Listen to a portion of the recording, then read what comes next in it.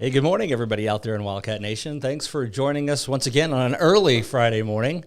Dr. Shawn Randles, thanks for joining us today. Thank you for having me. Yeah, well, I always appreciate the way that you are.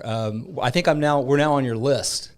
When you want to talk, when you've got something that the community... You made the list. We made the list, the superintendent's list, I guess. But no, you've got something you think the community needs to know about. K-ROG is on your call list, and you hit me up, send me a text, and say, hey, when can I come in? Yeah. And I think the community appreciates that too, the transparency and your willingness to come on here and tell us what's going on and be willing to take some questions this morning too if people want to comment on the feed. Be sure you're commenting on the actual K-ROG broadcast, not one of the shares, because we may not see the questions if you comment on a share, but if you're on the actual K-ROG feed and you comment, we should see that, and we'll try to get that taken care of. Great. So what's going on? Here we go. We got how many days left until we start? Oh, wow. I hadn't thought of that. Oh, it's around the corner. I gave you a hard question. Monday, right August 23rd. Do the math. 10 days, because it's Friday the 13th. Oh, today is Friday. Today is Friday the 13th. Gosh, my lucky day. There you go. No, school's starting, and so we released our return to learn plan on either the 9th. I think it was Monday the 9th. Right. And so we just appreciate the feedback that we received from the surveys. We had just over 1,000 people respond to our parent survey, and we learned a lot last year. Absolutely. And so we kind of know how to navigate the pandemic and keep kids in school and keep them safe. We weren't thinking we were going to have to do this again this year. Right. Yeah. And so throughout June, we were sending teachers to a professional learning summit. We sent about 40 teachers. We hosted a conscious discipline training and had 150 educators from around Southwest Missouri at our high school. We sent about 50 teachers to the Innovation Summit in Branson. Like, we were going to do school this year. Right on. And a few weeks ago, it's like, wow, the weight of COVID came back on us with this Delta variant. And, sure. And so we revisited the Return to Learn plan and revised it, but sent out another survey, just like we did last year, and 67% of our parents were not in favor of masking. Yeah. And so some of those that's subjective data and opinions in there. Sure. We listened to our health leaders as well. We weighed everything, all the resources, and so we felt like that we could safely reopen schools without masks. And here's some of the reasons why. For example, last year in pre-K through third grade, we didn't mask. Mm-hmm. And we had 173 days of school and only 10 classrooms quarantined. Mm-hmm. Now, can we better that number? Will it be worse? I mean, that's yet to be determined. But with some of that data and what we've learned and listening to our community, we felt that we had to at least try to open without masks and be as normal as possible.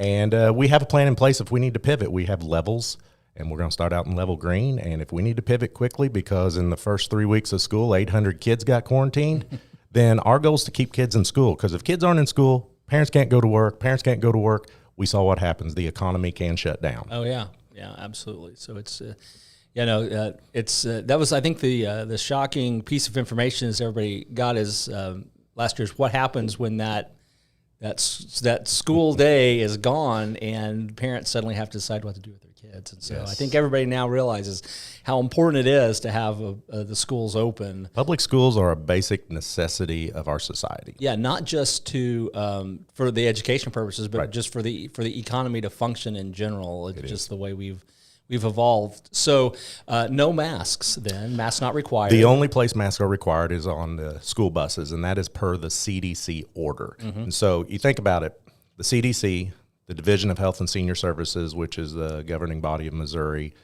county health departments, mm-hmm. they have that authority. The governor has the authority to mandate something in a pandemic. A city mayor has that authority. County commissions can have. So all the individuals that have the authority to mandate or place an order on us have deemed school buses as the most high risk area because of its confined space, the number of people on there. So that's where they ordered masks. They've not ordered masks anywhere else. And so a little side of me is a little bitter with authority above us because yeah. You and me both. Well, here's one of the problems. We love our local control. Of course we do. We don't get to choose which topics we want to have local control and which topics we prefer someone above us to make the decision. So you know what? We'll do a different show sometime. And we'll have a great conversation. Because there's a part of me, it's like, someone just tell me that we have to mask or we don't. But no, we don't want to go there. So I understand that and I appreciate that. But it is the gravity of the situation is that the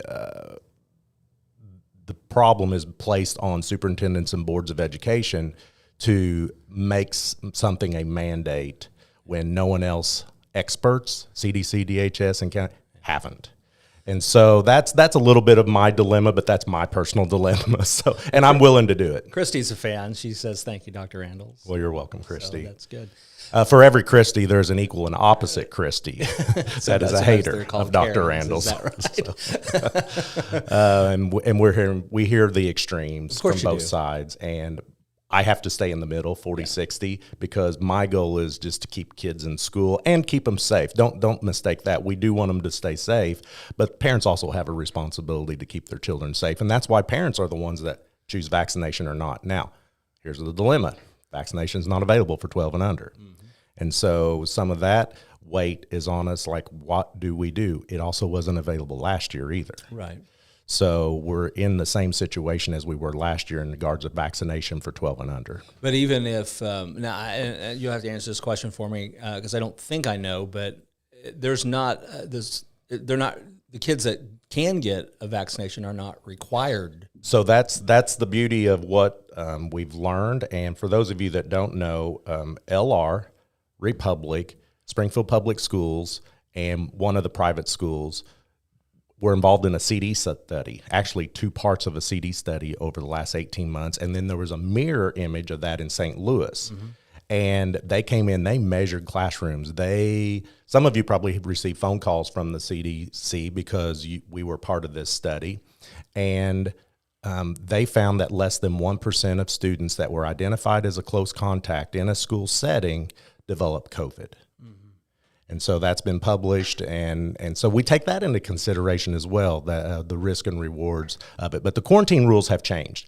As the county health departments have learned more and more, they have modified the quarantine rules. And so one of the new things that just came out on July 27th, maybe it's 24th, but late July, was that vaccinated individuals, that's 12 and over, mm-hmm. individuals that are vaccinated do not have to quarantine.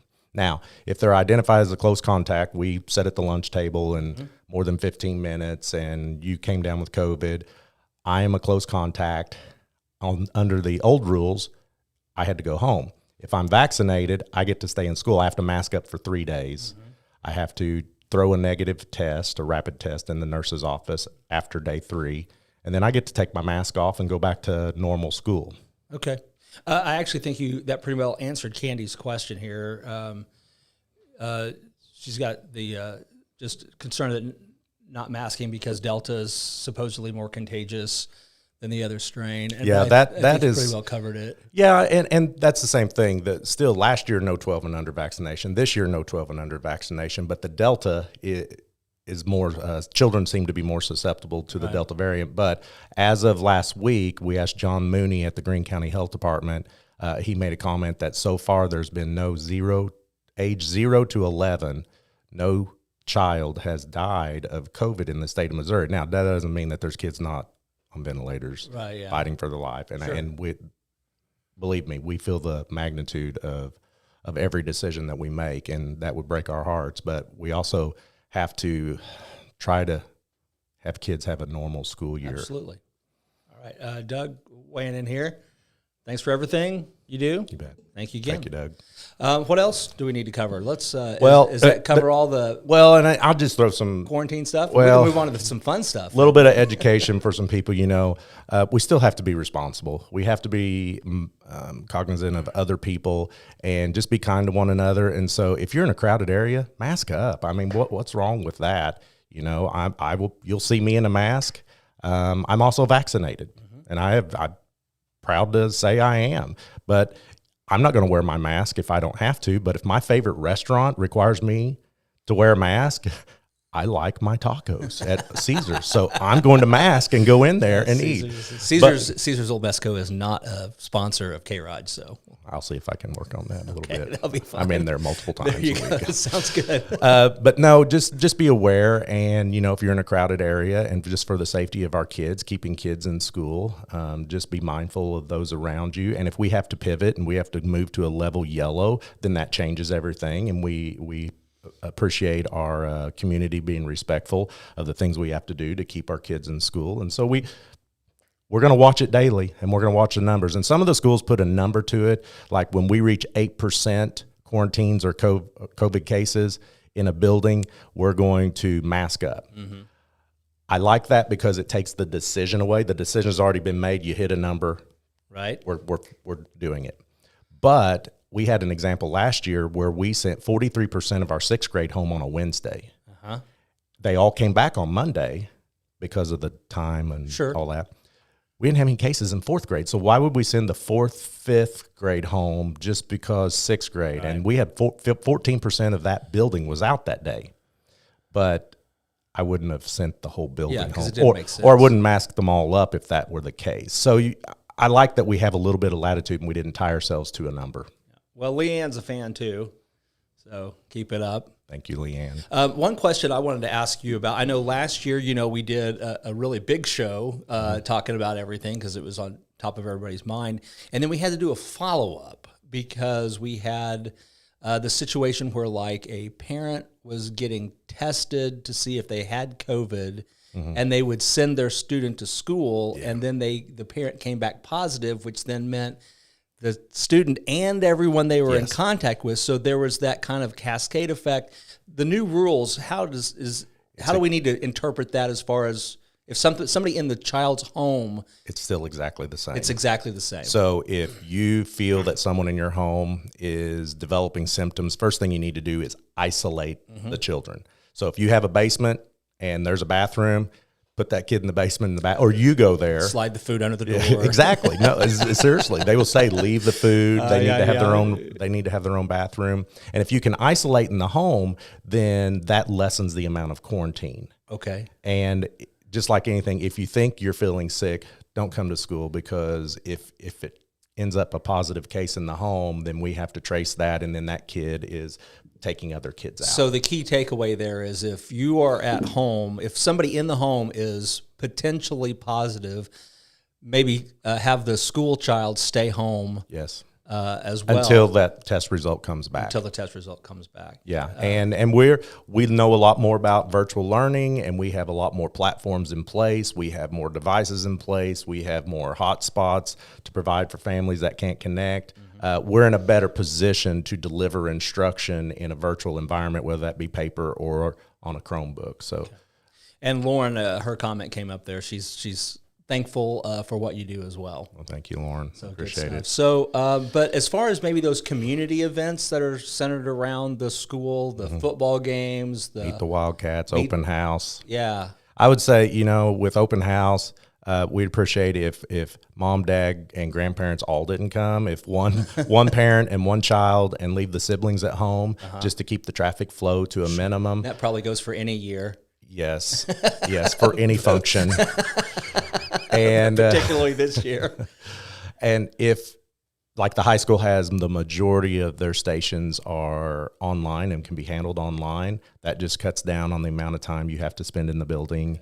We open the windows for open house. We have, if there's traffic flow, adhere to those traffic flows. So you go in one door and you might have to exit, and you might have to walk around the building to get back to your car. But we appreciate everyone just being mindful of trying to limit the amount of time and interaction with adults in the classroom. Last thing we need is for school can't start because teachers can't be there. Yeah. And Jerry, again, good job, Dr. Randall. I just talked to Jerry yesterday. Hi, Jerry. Yeah, good. Are we still marking off half the bleachers at the football? No, and we didn't do it at the football game. We did it at volleyball on the indoor sports. But if you mark off half the bleachers, then you have half your capacity to still spread people out. Right. Now, we were doing it because people don't know what 3 feet is. That's right. So, okay, that row is marked This off. is about 3 feet. I have which you can't tell. 5'9", but I have a 6'2" wingspan. There you go. Here's my 6 feet. And so, no, we're not going to do that. We'll open up the track. We will open up the bleachers. We'll open up the mezzanine inside so people can spread out. Sit with your family unit. Try not to, overly interact with other families because we don't want anyone to be taken out. Well, I think we're all, as a society, we're all learning what 3 and 6 feet is. Yeah, 15 minutes. But I've been really pressuring the health departments on the quarantine measures because even last year, Webster and Greene never aligned until in January. Right. They were at different stages in their quarantine, 14 versus 10. And you've got at least one school in Webster. One in Webster and the rest are in Greene. And so they've assured me that they're going to stay on the same page. And then modified, like it or not, one of the things that kept us in school last year was the modified quarantine rule. But the only way you get to take advantage of the modified quarantine rule is if you have a universal masking policy. We're masking. And if we're masking, then you and I in that same situation, if we were both wearing our masks, but we sat here for 30 minutes with our masks on closer than 6 feet, I get to stay in school because we both had our masks on. But once again, to clarify, we're not universally masking. No. We're going to watch the numbers, and if we cannot maintain in-person learning and it's too much of a burden on parents because we have hundreds and hundreds of kids quarantined now, then we'll pivot to level yellow and be similar to what we were last year. Okay. Well, I know you've got a meeting to go to, and I do. I've kept you about 4 minutes over. Can I give some shout outs? It is your time. So. I want to say thank you for the PTA in Henderson Lodge. They did a shoe drive, and all the people that worked that shoe drive, they put over 300 shoes on kids' feet. Last Saturday, we had 9 area churches that handed backpacks and school supplies to over 450 kids. That was just amazing how our one community comes together and supports one another. The Rogersville Chamber of Commerce, I have all the members that contributed swag for our New Teacher Institute. So our new teachers get a bag and get some swag, and we talk about how supportive our community is to our new teachers, and they feel it. They felt appreciated. So they've got those bags now. They have the bags. They have the swag. Yeah, awesome. It is really cool. And then everyone that didn't get a chance, we had an open house at the Logan Elementary, and we had over 140 people take tours of that new renovation of phase 1 of our bond that happened in 2019. Phase 2 is coming up in 2022. But 140 people toured that and just were really impressed with the community safe room, which will open when the tornado warning sirens sound for the Logan community over there. And so I just wanted to say thank you for everyone that's helping us get school started and supports our school. High tides raise all ship, and I think Rogersville is having some high tides right now. It's a high tide community. One last question. I don't know if you know this or not. Maybe we can revisit it. Any statistics on how many teachers have been fully vaccinated? We don't ask. Yeah, don't ask. It's not a HIPAA violation for us to ask, because if I ask you a question, it's your health information. You can give it to me. Right. Now, if I go share it, I've violated. Right. But so we, Nurse Fitzpatrick, our Director of Health Services, sent out an email last spring and said anyone that gets vaccinated over the summer, if they will send her a picture of their card, she will log that, and that way it speeds up the contact tracing because she doesn't have to even go talk to me if I was identified as a close contact, because she knows that I'm vaccinated. And so that's but if you're identified as a close contact, say, oh, sorry, Will, so-and-so, you got to go home unless you're vaccinated. Yeah. And that's your opportunity then to share that information. If I choose to. And if you choose not to, then you have to follow the regular quarantine rules. Okay. Great answer. Thank you. But our community is over 50%. I just read that in the newsletter the other day. Greene County, 12 and over, 50% vaccinated now. So I want to say that the teachers are a little higher than that. Okay. All right. Well, thanks for joining us again. Thank you, everybody. Over at least at one point, 30 people watching you this morning. So it's a lot of people up here in the morning for little old Rogersville.